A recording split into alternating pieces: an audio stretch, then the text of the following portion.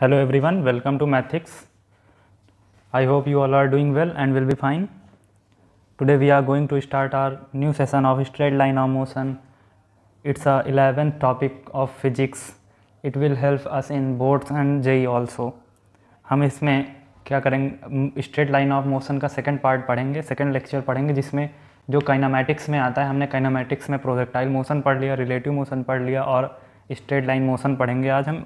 इसका straight line motion topic का ये दूसरा लेक्चर है, जिसमें हमने फर्स्ट क्लास में कई चीज़ें कवर की about the important terms like distance, displacement, velocity, acceleration under constant gravity, constant acceleration. आज हम पढ़ेंगे जहाँ पर हमने छोड़ा था मोशन, जहाँ पर आज हम वहाँ से स्टार्ट करेंगे।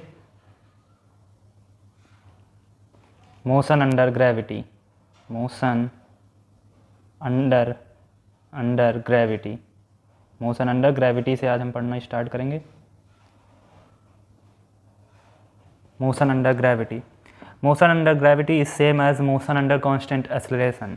Motion under gravity is same as motion under acceleration, constant acceleration. Motion under gravity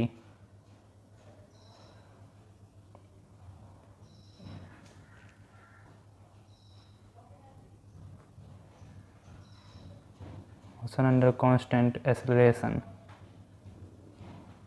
ठीक है, जो मोशन अंडर ग्रेविटी होता है वो अप्रॉक्सीमेटली सेम होता है मोशन अंडर कांस्टेंट एक्सेलरेशन के। only difference is that in this topic motion under gravity, in this topic direction and magnitude both are given. Direction and magnitude of acceleration both are constant. Acceleration is constant in all case. ठीक है, यहाँ पर जो motion magnitude और direction होगा वो हमेशा constant होगा। And let suppose example, motion under gravity का एग्जांपल देखते हैं कि ये मान लो कोई हॉरिजॉन्टल ग्राउंड दिया हुआ है, ठीक है, और हमारे पास लेट सपोज ये कोई ऑब्जेक्ट है, ठीक है, late suppose this is an object, ठीक है। तो ये कोई ऑब्जेक्ट है और अंडर ग्रेविटी तो होएगा ही, ठीक है, अंडर ग्रेविटी है और इसकी इनिशियल वेलोसिटी u है।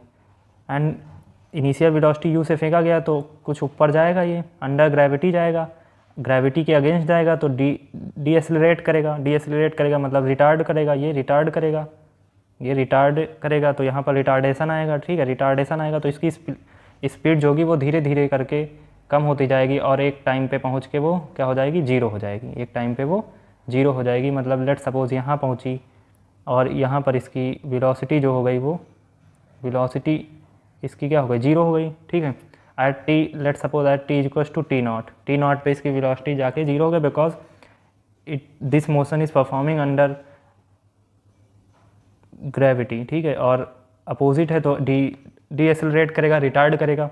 एंड लेट सपोज इसने एच हाइट कवर की और इसकी वेलोसिटी यहाँ जीरो हो गई। फिर इसको हम यहाँ से देखेंगे at t equals to t nought, इसी को टी नॉट पे यहीं से देखेंगे तो इसकी वेलोसिटी जीरो है, मतलब इसकी यहाँ से इनिशियल वेलोसिटी इसकी जीरो हो जाएगी और इसे फिर हम छोड़ेंगे अंडर ग्रेविटी से हम छोड़ेंगे जीरो वेलोसिटी से, और ये यहाँ आके इसका टाइम होगा टी इक्वल्स टू उतना ही टाइम लगेगा टी नॉट। यहाँ पर इसके दुगना टाइम लगेगा बिकॉज यहाँ रिटार्ड कर रहा था, यहाँ एक्सेलरेट कर रहा था, तो यहाँ t equals to t nought हो जाएगा और ये एक्सेलरेशन का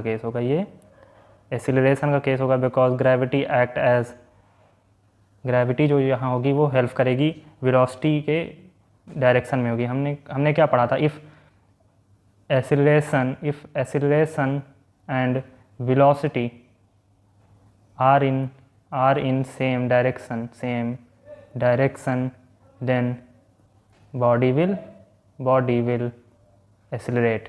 बॉडी क्या, जब वेलोसिटी और दोनों सेम डायरेक्शन में होंगी तो बॉडी एक्सेलरेट करेगी एंड वाइस वर्सा मतलब जब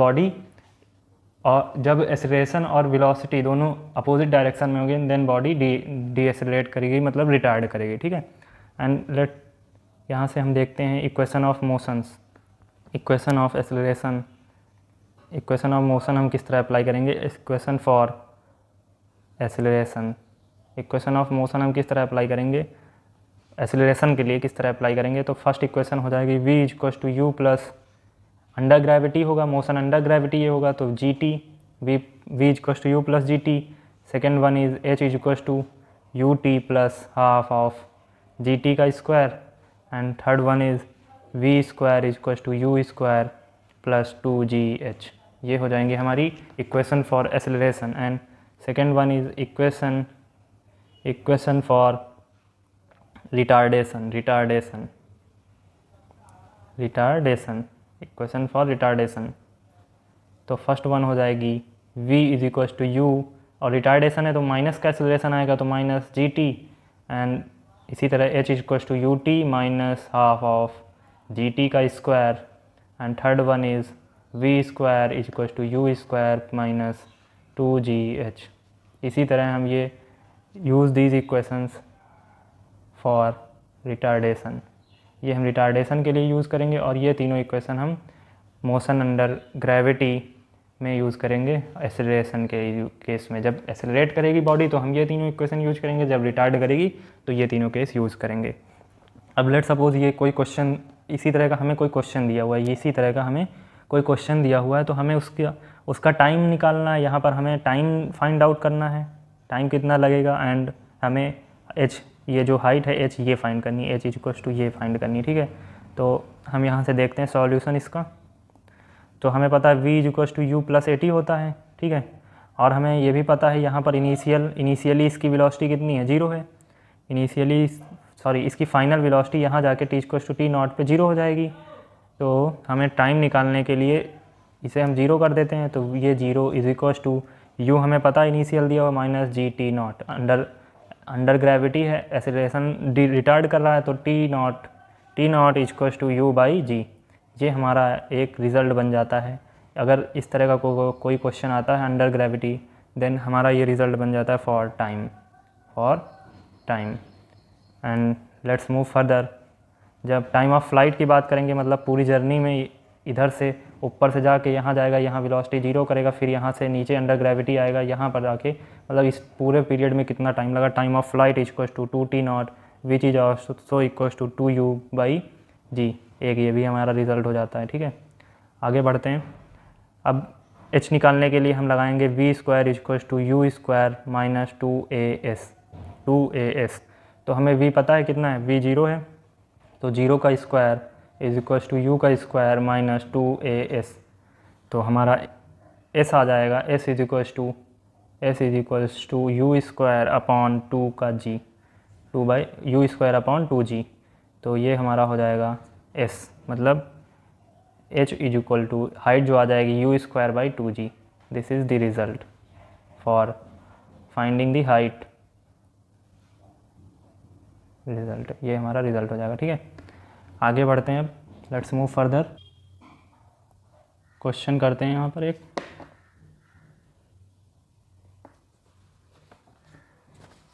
दिया हुआ है हमें a block is throne up from the top of building,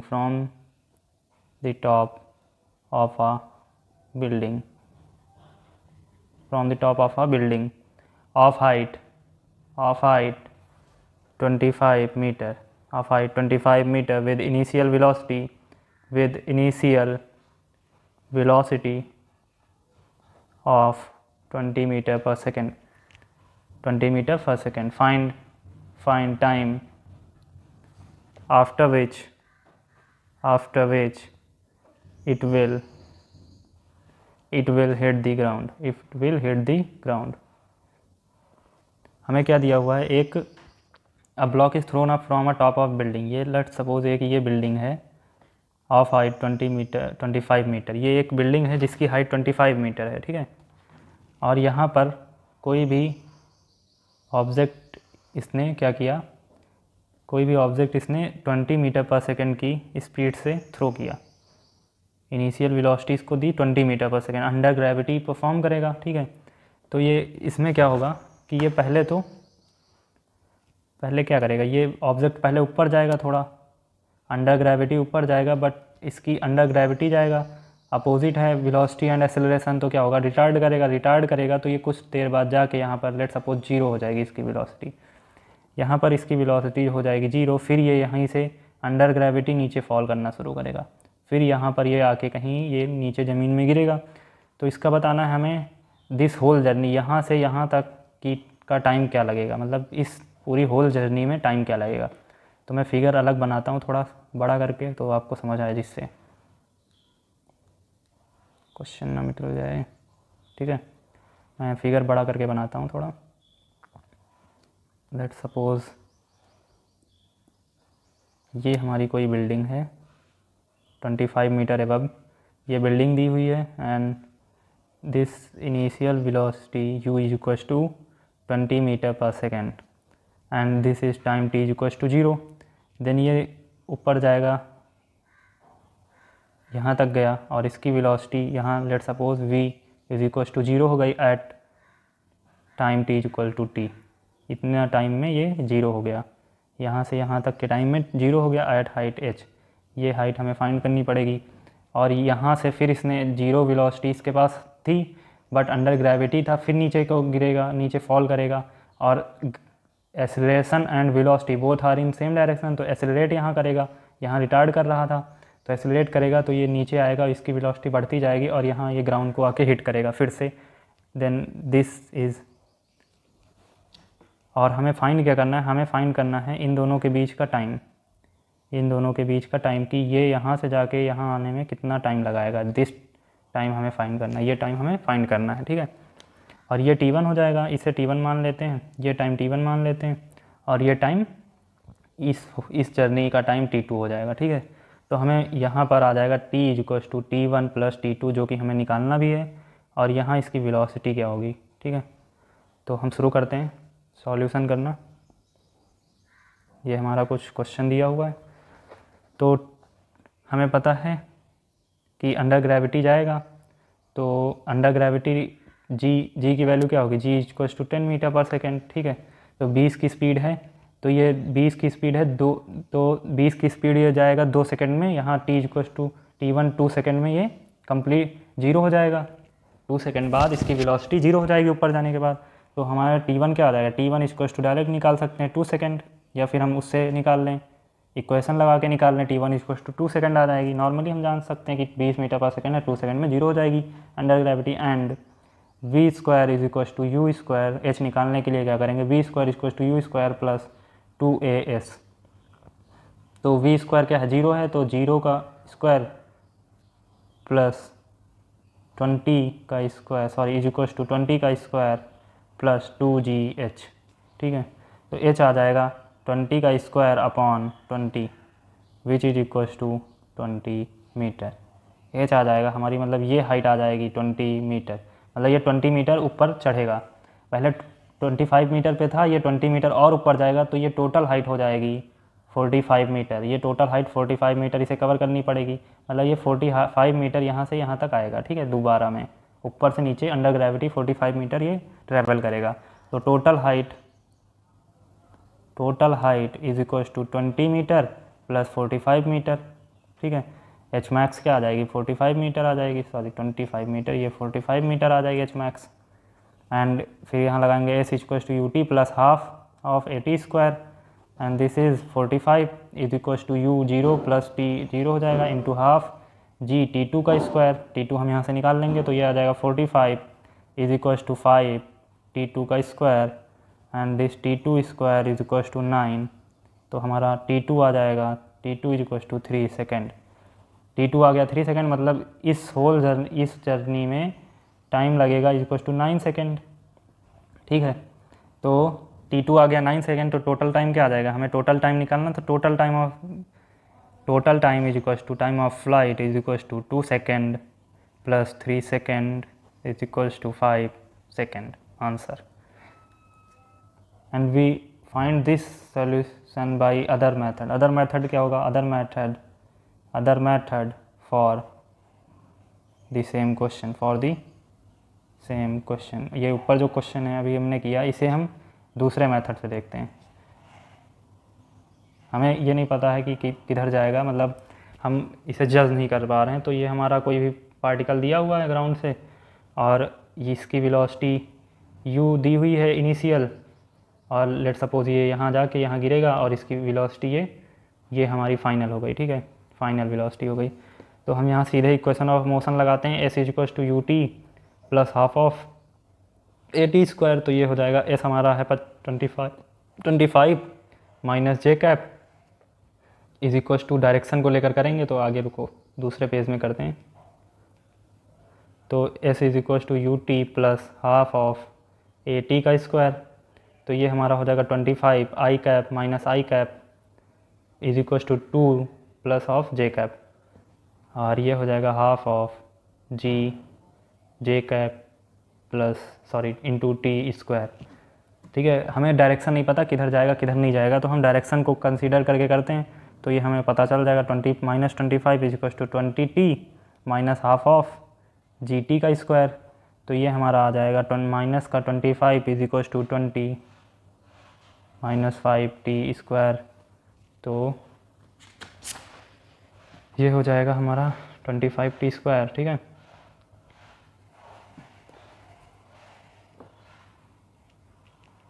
minus 5 is equal to 4t minus t का स्क्वायर, ठीक। तो ये हो जाएगा t square is equal to 4t, t square minus 4t is equal to 0। तो आ जाएगा ये t plus 1 t minus 5 is equal to 0। This is t is equal to 5 second, क्योंकि -1 टाइम कभी नेगेटिव होता नहीं तो ये वाला एक्सेप्ट कर लेंगे। तो t is equal to 5 second which is the answer. यहाँ भी आंसर 5 सेकेंड आया और यहाँ भी हमें पता है 5 सेकेंड आंसर आया था, विच इज़ सेम, ठीक है। ये एक शॉर्टर मेथड भी है, और हमें अगर जज नहीं कर पा रहे हैं हम किधर जाएगा क्या होगा, तो हम सीधे इसे सॉल्व कर सकते हैं बाय दिस मेथड, ठीक है। आगे बढ़ते हैं, कुछ एग्जांपल्स देखते हैं। ये कुछ क्वेश्चन दिया हुआ है हमें, ठीक है। अ particle is thrown from a point A.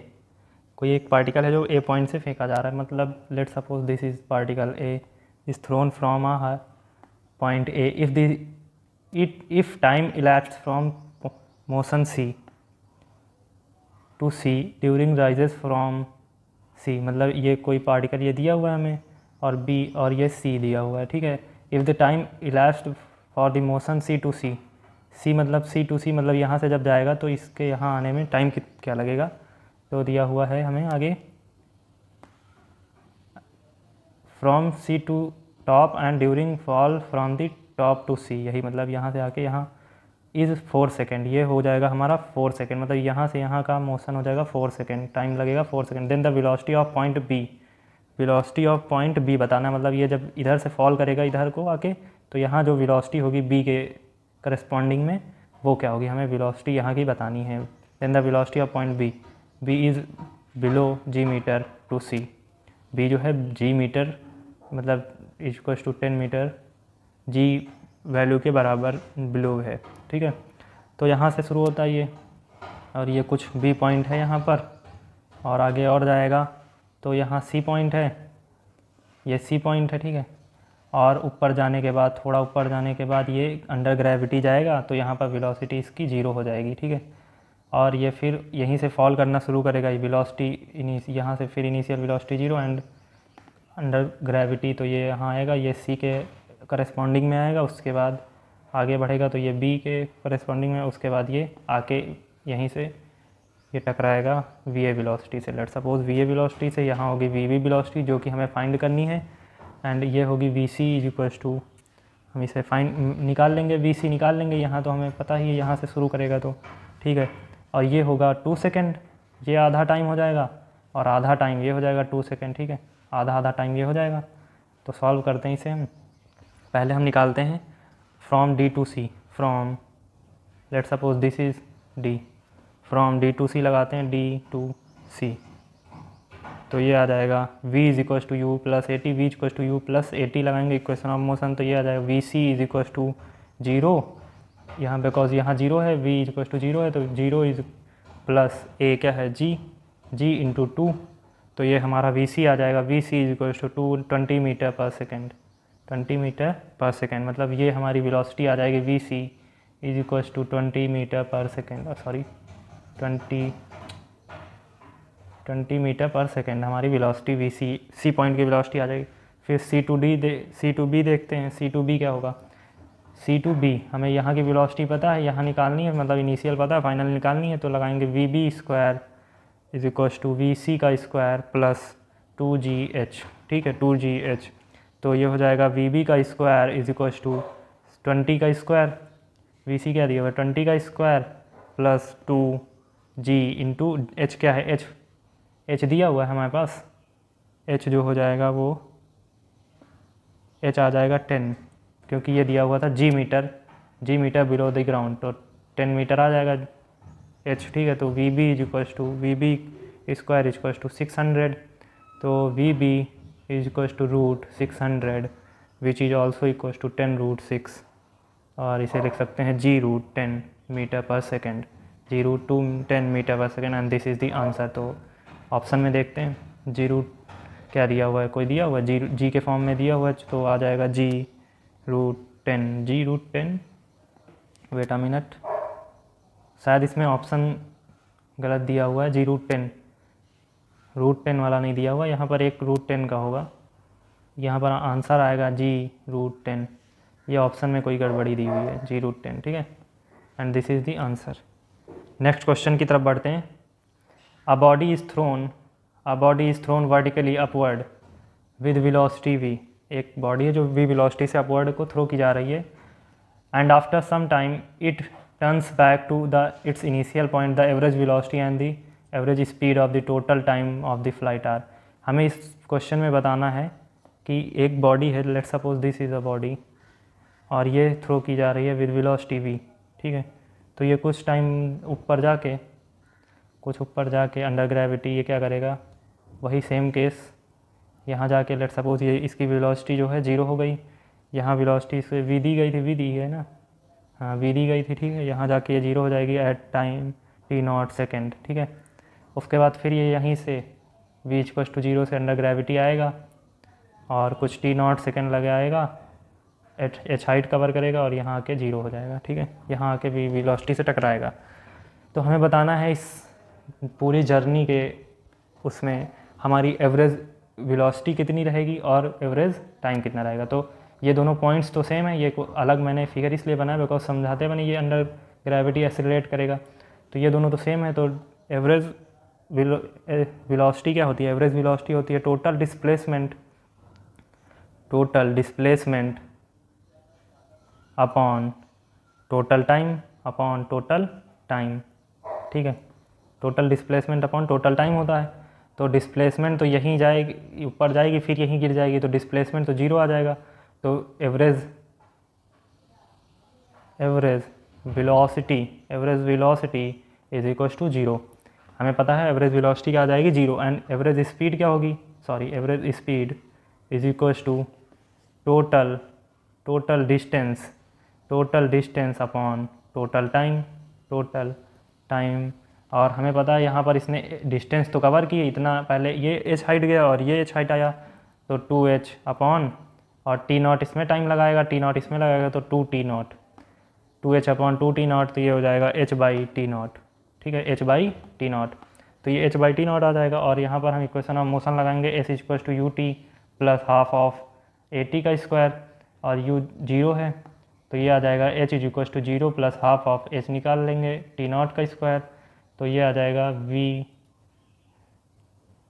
Is equal to gt0/2, this is equation 1, and v is equal to u plus at हमें पता है होता है, तो v is equal to gt0 put कर देंगे इक्वेशन 1 में यही वैल्यू, तो ये आ जाएगा average speed is equal to v/2, this is the answer v/2।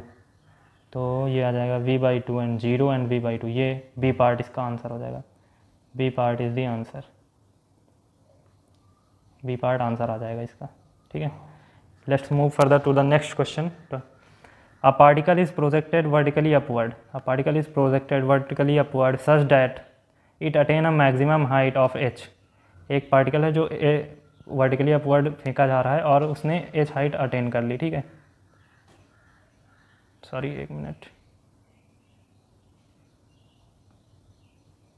A particle is projected vertically upward and it attain a maximum height of h.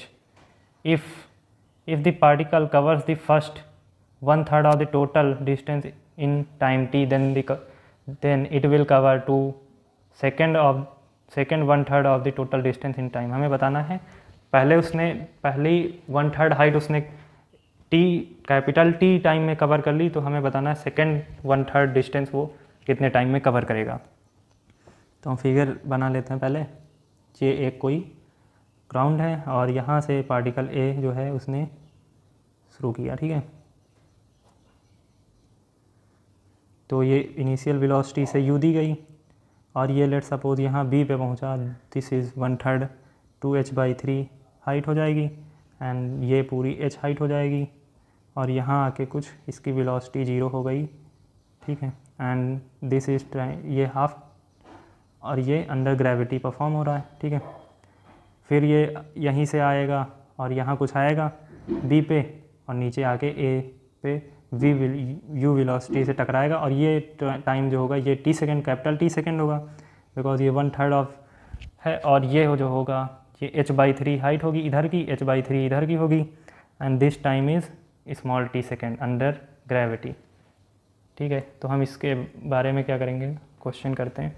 तो हमारा आंसर तो आने वाला है 2t, एक ये t और एक ये, मतलब एक इधर इतने में जाने में t लगेगा जो टाइम और इतने में हमें ये टाइम बताना है 2t का।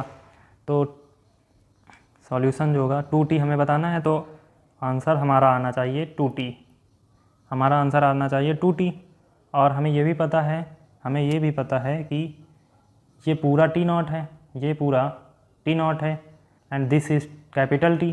तो इतना लाने के लिए, इतना टाइम आने के लिए हमें करना पड़ेगा t हमारा क्या हो जाएगा t0 minus t0 minus capital T, तो ये हो जाएगा t0 माइनस कैपिटल T, ये हो जाएगी इक्वेशन, ये हमारा आंसर आएगा। ठीक है, तो हम इक्वेशन ऑफ मोशन लगाएंगे s is equals to ut plus half of at का स्क्वायर, तो ये हो जाएगा h is equals to 0 plus half of g t0 का स्क्वायर।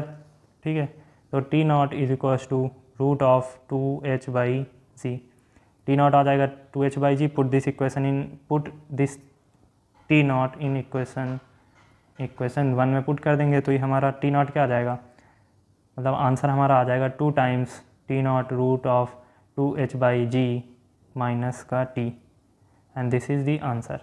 ये हमारा आंसर हो जाएगा, ये हमारा आंसर हो जाएगा। ठीक है, यही हमारा आंसर हो जाएगा। तो अब हम आज यहीं तक लगते हैं और यहाँ पर स्ट्रेट लाइन ऑफ मोशन के कंसेप्ट होते हैं ख़त्म।